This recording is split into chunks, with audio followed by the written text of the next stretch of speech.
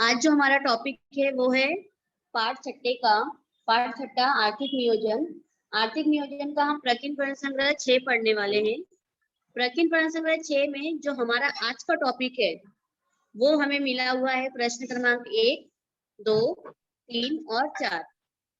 तो डायरेक्टली हम question answer जो भी मिले हुए हैं हम स्टार्ट करते हैं। प्रश्न क्रमांक पहला मिला हुआ है आपको, दिए गए विकल्पों में से सही विकल्प चुनकर उत्तर लिखना। प्रकीर्णन प्रश्न संग्रह छठे का प्रश्न क्रमांक पहला है। आपको 4 ऑप्शन मिले हुए हैं, 4 विकल्प मिले हुए हैं, उसमें से सही विकल्प चुनकर आपको लिखना है। पहला क्वेश्चन दिया हुआ है, पहला प्रश्न मिला हुआ है, आयकर की गणना के लिए जब भी आयकर यानी इनकम टैक्स की गणना करते हैं, कैलकुलेट करते हैं कितना टैक्स बैठा है, कितना टैक्स निकालना है, उसके तहत धारा 80C के अंतर्गत, आपने 6.2 में पहले पढ़ा होगा धाराओं के बारे में, 80D 80C, तो 80C के अंतर्गत विभिन्न निवेशों के लिए, निवेश जो करते हैं इन्वेस्टमेंट के लिए कितने रुपयों की छूट मिलती है। आपको यह बताना है कि कितने रुपयों की छूट धारा 80C के अंतर्गत अगर आप इन्वेस्टमेंट करते हो तो कितना अधिकतम यानी मैक्सिमम कितने रुपयों की छूट मिलेगी। उसमें आपको 4 ऑप्शन मिले हुए हैं। पहला है ऑप्शन ए, विकल्प क्रमांक ए 1.5 लाख रुपए, विकल्प बी 2.5 लाख रुपए, विकल्प सी 1 लाख रुपए और विकल्प डी 2 लाख रुपए।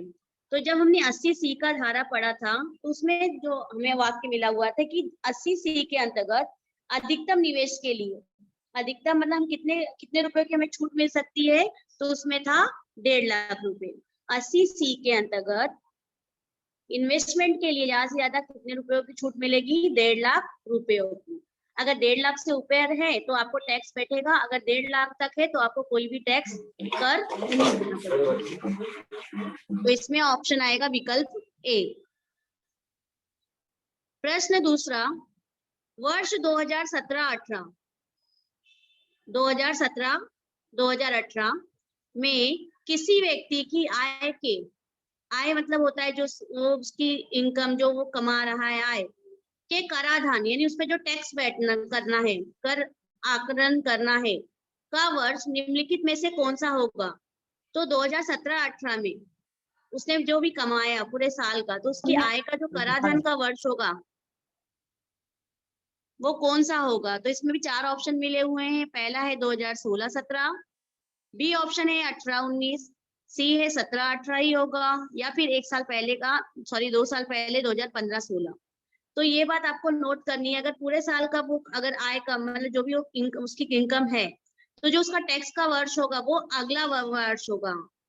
एक होता है उसका, तो 17-18 का जो भी आय का कर होगा वो कौन से ईयर में देगा, 18-19 में। तो इसका ऑप्शन होगा विकल्प क्रमांक बी। नेक्स्ट प्रश्न है,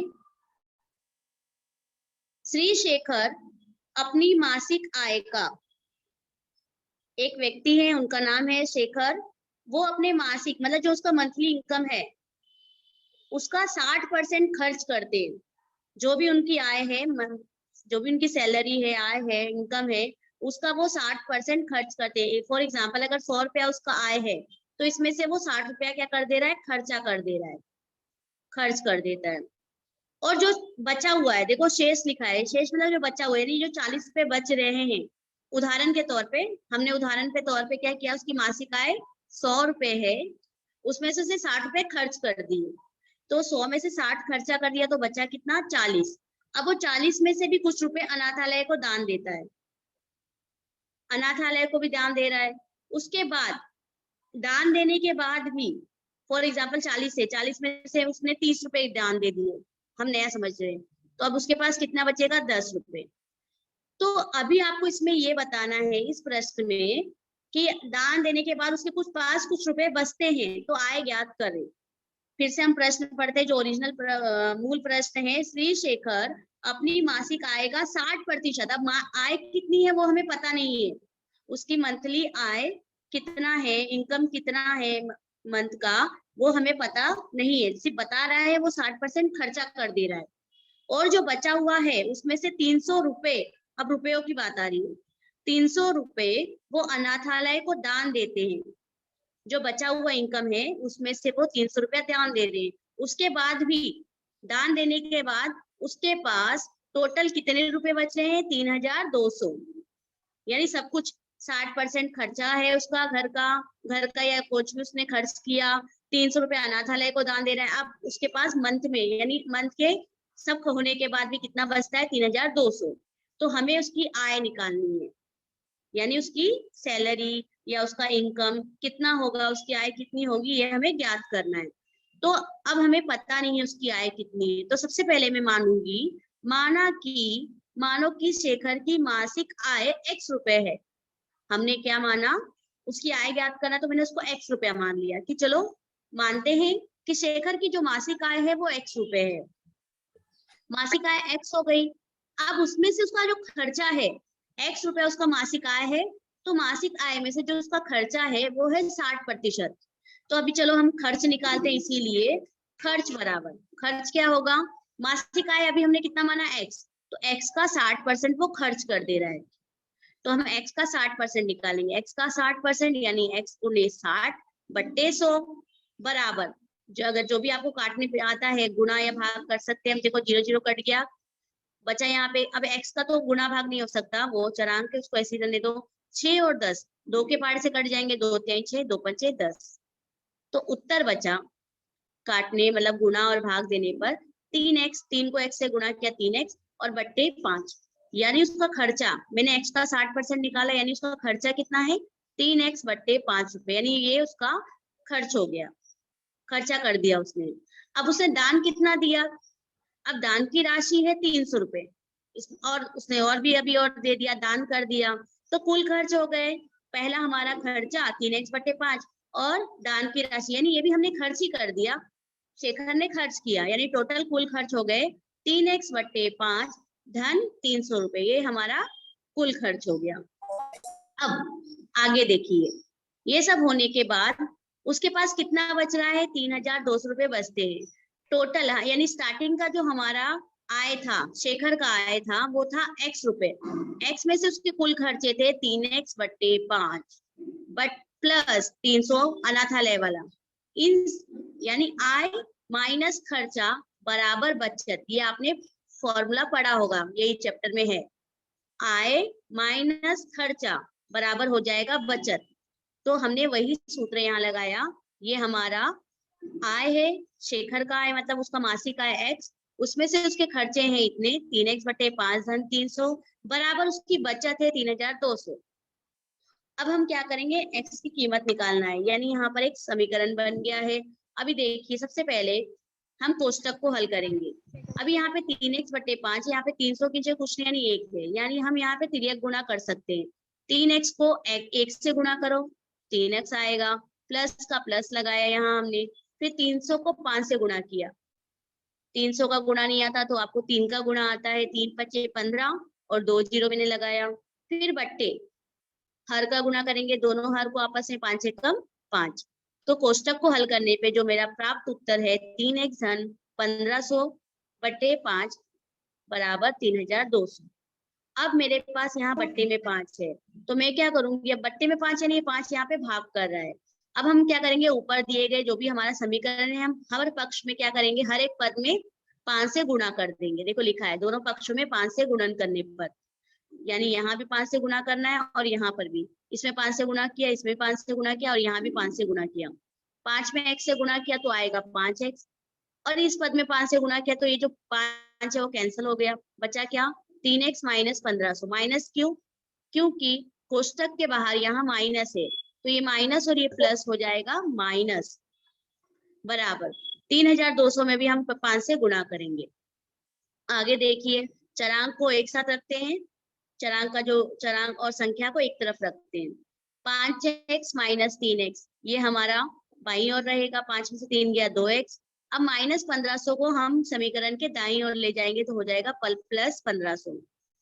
3200 में 5 से गुणा करने पे आया 16000। अब 2x को 2x ऐसे ही रहने दो, 2x का 2x। अब 16000 में 1500 जोड़ेंगे तो आएगा 17500। अब ये दो यहाँ x के साथ गुणा कर रहा है। अब हमारा समीकरण के दाईं ओर जब जाएगा तो क्या करेगा? यहाँ भाग, फिर 17,500 में हम 2 से भाग देंगे, तो भाग देने पर उत्तर आया x बराबर 8,750। x हमने किसको माना था? शेखर की मासिक आय, यानी शेखर का मंथली आय, मंथली इनकम, मासिक आय वो है रुपए 8,750 रुपए। तो यहाँ पर आपका प्रश्न क्रमांक 2 कंप्लीट हुआ। यहाँ पर आपको प्रश्न में दिया गया था कि शेखर अपनी आय का 60% खर्च कर दे रहा है और जो बची हुई रकम है उसमें से भी वो दान भी दे रहा है 300। इसके बाद जाकर उसके पास 3,200 रुपए बचे, तो हमें आय ज्ञात करना था। तो सबसे पहले हमने क्या किया, आय को माना x रुपए, फिर हमने क्या किया, उसमें उसका खर्चा निकाला 60%, खर्च की गई राशि मिल गई, फिर दान की राशि मिली थी 300, यानी टोटल खर्चा फिर हमने लिखा कुल खर्च 3x बट्टे 5 धन 300। फिर हमने आय माइनस खर्च बराबर बचत का सूत्र लगाया। आय था शेखर का x, उसमें से उसके खर्चे थे, कुल टोटल खर्चे थे 3x बट्टे 5 धन 300 बराबर उसका बचत है 3,200। फिर हमारा समीकरण का रूप ले लिया गया, तो हम उसको समीकरण को हल करने पे हमारे पास बचा x बराबर 8,750, यानी शेखर की मासिक आय 8,750 रुपए है। अब है प्रश्न क्रमांक 3। क्वेश्चन नंबर 3, हीरालाल ने म्यूचुअल फंड में 2,15,000 का निवेश किया। एक व्यक्ति है हीरालाल, उन्होंने क्या किया, इन्वेस्टमेंट किया है म्यूचुअल फंड में 2,15,000 का। 2 वर्ष में उसे कुल 3,05,000 मिले, यानी उसने पैसे लगाए थे, फंड मतलब निवेश किया था, इन्वेस्टमेंट किया था 2,15,000, तो उसको लाभ मिलाकर जो भी उसका जो मिला, उसको निवेश पे जो उसकी इंटरेस्ट मिला होगा, तो उसको मिलाकर टोटल उसको 3,05,000 रुपए मिले। ये उसका हीरालाल की इन्वेस्टमेंट है, यानी उसका निवेश है। अब इसी प्रकार रमनीक लाल, यानी ये दूसरे व्यक्ति हैं रमनीक लाल, इन्होंने क्या किया, 8% प्रति वर्ष चक्रवृद्धि ब्याज पर 2 वर्ष के लिए, चक्रवृद्धि ब्याज हमने पढ़ा है इसके बारे में पहले भी, चक्रवृद्धि ब्याज पर उसका प्रतिशत दिया है 8% के लिए, इसने भी 2 वर्ष के लिए कुल 1,40,000 रुपए बैंक में जमा किए। यानी रमनीक लाल ने भी कुछ यहाँ पर इन्वेस्टमेंट किया, उसने क्या किया, 1,40,000 रुपए बैंक में जमा किए। कितने साल के लिए, इसने भी 2 साल के लिए किए हैं, और इसके अमाउंट यानी जो पैसे मिले हैं वो 1,40,000 है, और इसका रेट भी मिला हुआ है 8% की दर से, यानी 8% उससे मिलेंगे। तो अभी आपको इसमें क्या करना है, तो प्रत्येक को, यानी हीरालाल को और रमनीक लाल को, जो भी वो लोग पैसे जमा कर रहे हैं, एक ने म्यूचुअल फंड में किया, एक ने बैंक में किया, तो आपको ये बताना है कि लाभ का प्रतिशत कितना है, यानी हीरालाल को कितना प्रतिशत लाभ मिला और रमनीक लाल को कितना प्रतिशत लाभ मिला, क्योंकि आपको मालूम है पैसे कितने लगाए और कितने मिले, आपको मिले हुए हैं। उन्होंने, हीरालाल ने 2,15,000 लगाया था म्यूचुअल फंड में और फिर 3,05,000 मिले, और रमनीक लाल ने 1,40,000 बैंक में जमा किया है, उसका भी हमें निकालना पड़ेगा चक्रवृद्धि ब्याज का सूत्र लगाकर।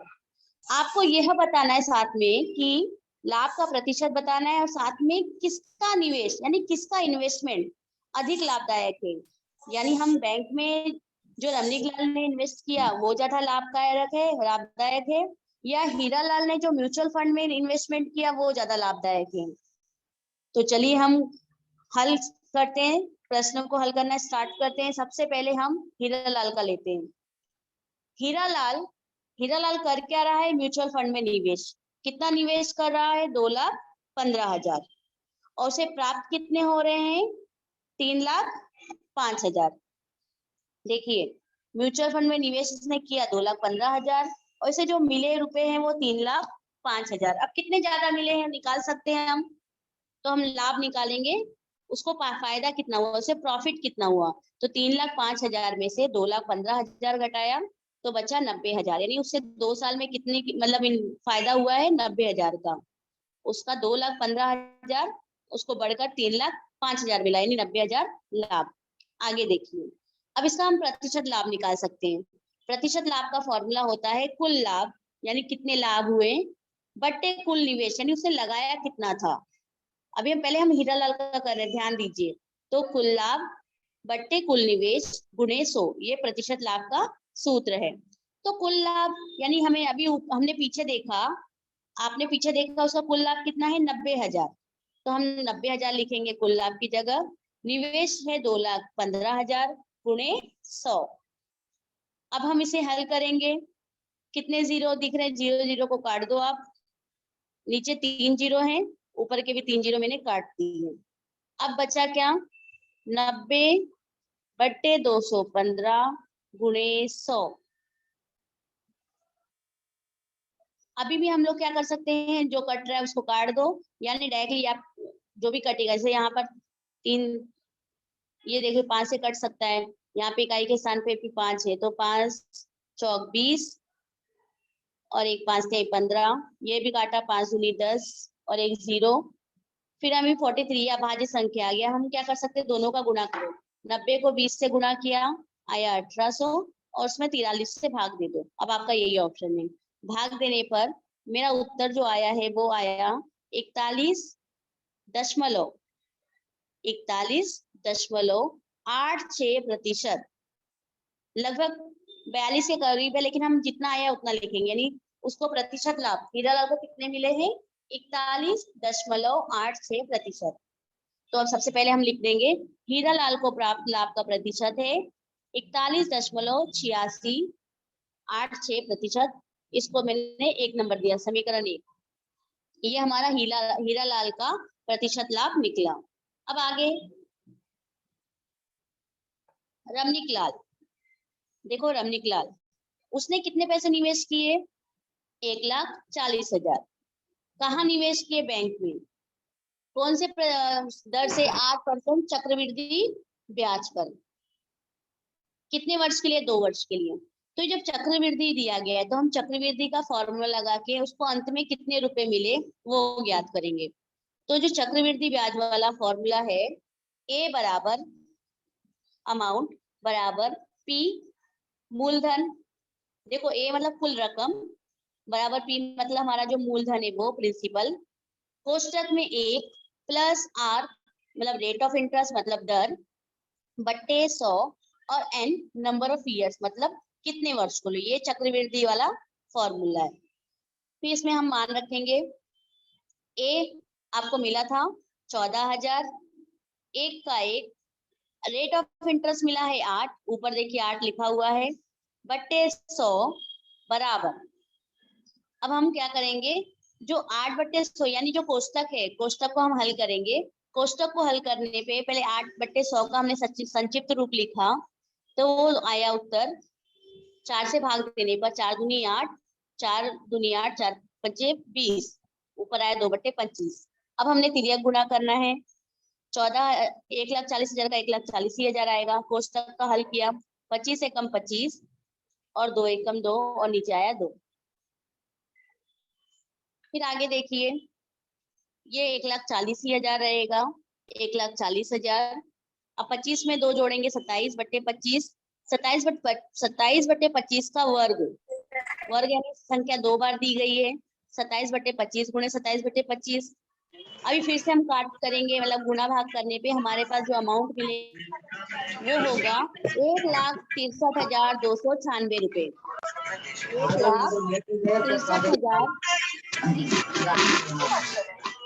1,63,296 रुपए। ये हमारा क्या है, अमाउंट, यानी इसमें क्या है, हमारा ब्याज भी है,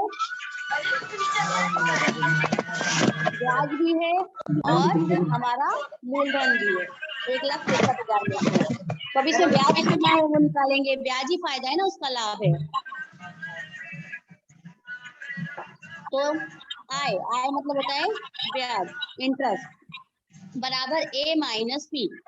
ए है हमारा मिश्र धन, माइनस मतलब अमाउंट, माइनस पी जो मूलधन। तो ब्याज हमारा आया 23,296 रुपए, यानी 1,40,000 के निवेश पर रमणीक लाल को कितने रुपए मिल रहे हैं, 23,296 रुपए प्राप्त हुए। चलो अभी हम इसका भी प्रतिशत निकालते हैं, यानी इसको कितना लाभ का प्रतिशत मिला। तो लाभ का प्रतिशत यानी प्रतिशत लाभ का फॉर्मूला यही होगा, कुल लाभ बट्टे कुल निवेश गुने 100, तो कुल लाभ था उसका 90,000, उसका निवेश है 1,40,000 बट्टे 1,40,000 गुने 100, तो उसका प्रतिशत आया 16.64%। रमनीक लाल को कितने प्रतिशत लाभ हुआ? 16.64% लाभ है। 1 और 2 की तुलना द्वारा हीरालाल का निवेश, जब देखो उसको कितना मिला था 41.86, हीरालाल का था 41. हीरालाल को जो लाभ था वो मिला हमें 41.86 और रमनीक लाल को जो लाभ हुआ है वो है 16.64। तो आपको सामने यहाँ पे तुलना करने पे मालूम पड़ेगा किसका निवेश अधिक लाभदायक है, हीरालाल का। तो यहाँ पर ये प्रश्न भी खत्म होता है और यहाँ हम लिखेंगे हीरालाल का निवेश अधिक लाभदायक है। अभी नेक्स्ट क्वेश्चन नंबर 4।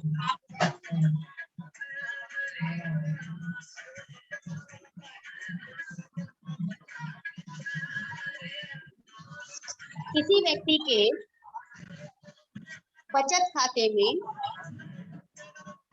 कोई व्यक्ति है नाम नहीं दिया गया है, उसका बचत खाता यानी सेविंग अकाउंट में वर्ष के प्रारंभ में यानी साल के स्टार्टिंग में 24,000 रुपए थे, 24,000 रुपए थे सेविंग अकाउंट में। फिर उसने 56,000 रुपए और जमा करके, 24,000 रुपए थे उसमें हमने 56,000 रुपए और जमा किया।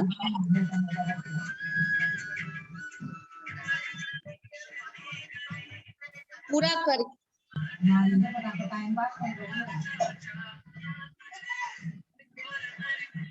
किसी का माइक चालू है प्लीज बंद कर दीजिए। टीचर रिंकू का माइक ऑफ करो।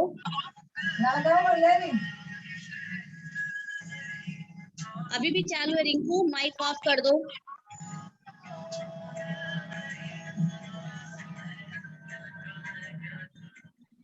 चलिए अभी आगे देखिए, आ रही है मेरी आवाज? Yes teacher. अभी माइक ऑन ही है रिंकू का, उसको थोड़ा बोलो माइक ऑफ करने के लिए। रिंकू माइक बंद करना। चलिए आगे देखिए। अभी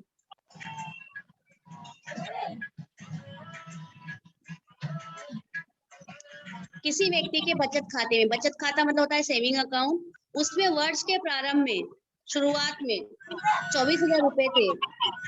अभी भी आवाज आ रही है, उसको मैसेज कर दो। मुझे डिस्टर्ब हो रहा है पढ़ाने में, माइक ऑफ कीजिए।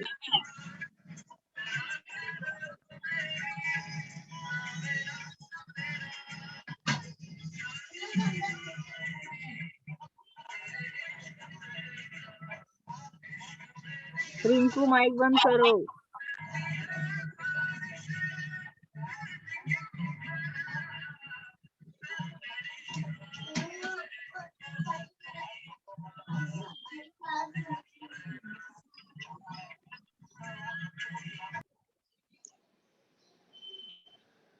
किसी व्यक्ति के बचत खाते में वर्ष के प्रारंभ में जो सेविंग अकाउंट होता है उसमें स्टार्टिंग में कितना अमाउंट था, रुपए थे 24,000 रुपए, उसमें 56,000 रुपए और जमा किया गया। कितना डाला गया? 56,000। उसका बचत खाता है, सेविंग अकाउंट है। वर्ष के प्रारंभ में यानी शुरुआत में 24,000 रुपए थे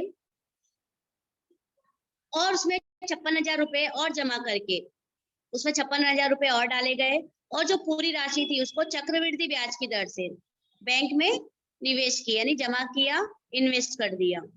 3 वर्ष के बाद अब आपको ये बताना है कि 3 वर्ष के बाद में उसे कितनी राशि प्राप्त होगी, टोटल कुल अमाउंट उसे कितना मिलेगा।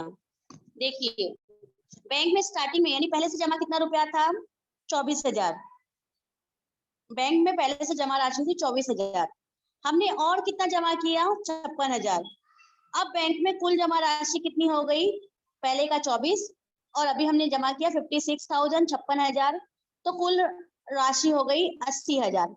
अब हम क्या कर रहे हैं, इसको आगे के 3 साल के लिए 8% की दर से। प्रश्न में थोड़ा वो मिस्टेक है, वहां पे आएगा, यहाँ आएगा 7.5, मतलब देखिए प्रश्न में दिया 7.5 ना, यहाँ पे 7.5% आएगा। 7.5 की प्रतिशत की दर से ब्याज दर पर 3 वर्ष के लिए कितना का निवेश किया गया? 80,000 का। देखो प्रश्न में दिया गया है 7.5% ब्याज की दर से 3 वर्ष के लिए 80,000 का निवेश किया गया। तो चलिए हम चक्रवृद्धि ब्याज वाला फॉर्मूला लगाते हैं। सूत्र है ए बराबर 80,000 का निवेश किया है हमने, तो ए बराबर पी कोष्टक में 1 प्लस R/100 के घाते n।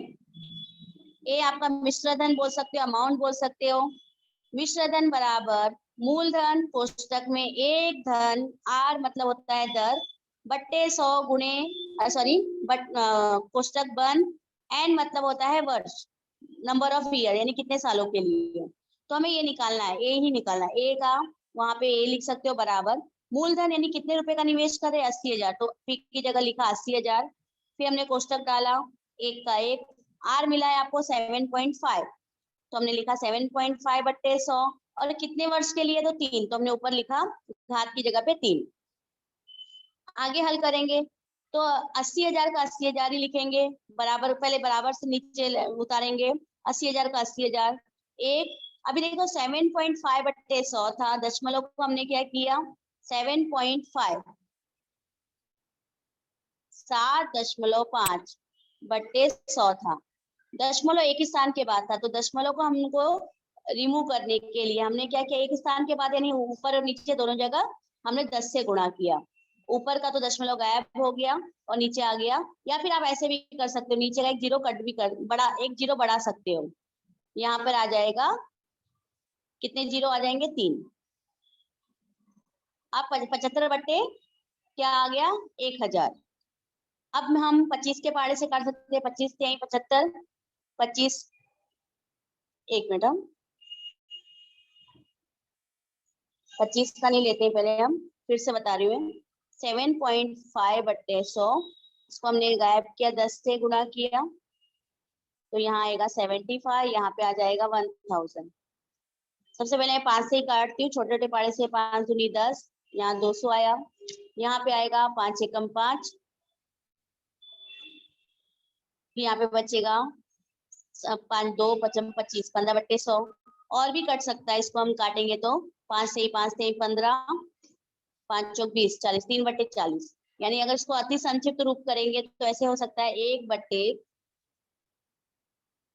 3 बट्टे 40। इसको आप लोग क्या कर सकते हो, तिर्यक गुणा। यहाँ पर भी दिखाया है 7.5 से भी कर सकते हैं, 7.5 यानी 7.5 यानी 15 बट्टे 2, उसको ऐसे भी किया गया है, यानी मैंने जैसा बताया वैसे भी कर सकते हो। तो यहाँ पर इसका अति संक्षिप्त रूप करने पे आया हमारा 1 धन 3 बट्टे 40, या आप लोग 15 बट्टे 200। उसके आगे इसे 15 बट्टे 200 ही लिया है, फिर तिर्यक गुणा किया गया, फिर आएगा 200 को हमने 1 से गुणा किया, 15 को 1 से, 15 कम 15, तो यहाँ पे जोड़ेंगे तो 215 बट्टे 200 इसका घन है, यानी संख्या 3 बार है। 80,000 का 80,000, 215 बट्टे 200 को हम 3 बार लिखेंगे गुणे में, क्योंकि घन दिया है तो उसको गुणा में 3 बार लिखा, 215 बट्टे 200 गुणे 215 बट्टे 200 गुणे 215 बट्टे 200, क्योंकि घन दिया है। फिर आपको वही काम करना है, आपको गुणा और भाग करना है। सबसे पहले आसान क्या होता है, जीरो काटना है, 1 2 3 4, ये 4 जीरो है, ऊपर 4 जीरो है, इसको काट दो। जो संख्या बचेगा उसको आप आसानी से क्या कर सकते हो, पहले आप 5 के पढ़े, या तो सबसे पहले 2 से काटो इसको, देखो 2 एकम 2, 2 चौक 8, यहाँ पे भी 2 है, 2 एकम 2, 2 चौक 8, यानी बचा क्या, ऊपर बचेगा 215 गुणे 215 गुणे 215 गुणे 2, और नीचे बचेगा 200। अब इसको आप आसानी से 5 के पहाड़े से काट के आसानी से इसको आप लोग कर सकते हो। देखिए इसने सब काट पीट के कितना लाया है,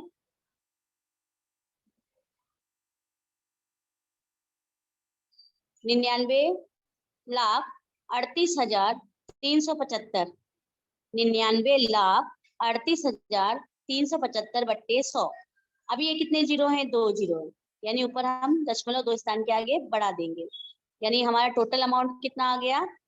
99,000, 99,383। उसने पैसे रखे कितने थे? 80,000, निवेश किया था 80,000, और उसको अब 3 वर्ष के बाद में कितने मिल रहे हैं? इतने मिल रहे हैं, बस आपको यही बताना है। 3 वर्ष के बाद में उसको कुल राशि कितनी मिल रही है? 99,383.75। आपने कुछ नहीं करना है, आपको सिर्फ सूत्र याद करना है।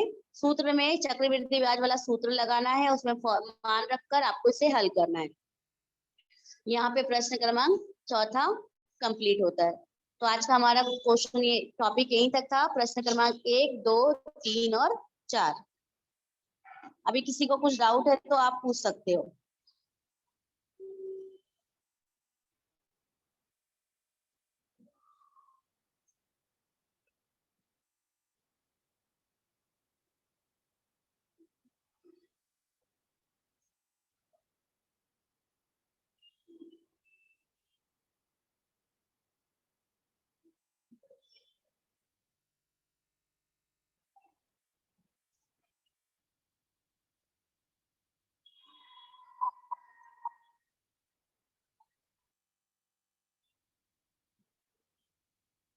अभी को किसी को भी इन 4 प्रश्नों में कोई भी समस्या है तो आप लोग मुझसे पूछ सकते हो।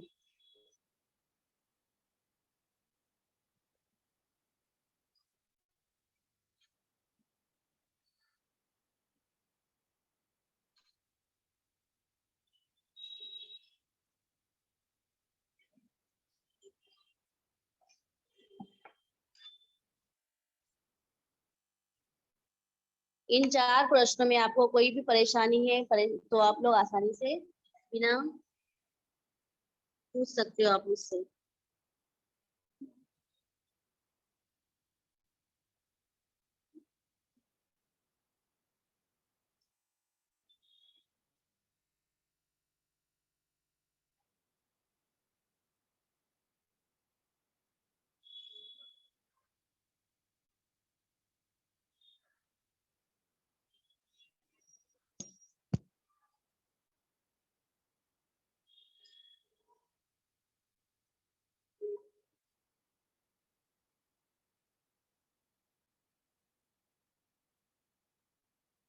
किसी को कुछ पूछना है?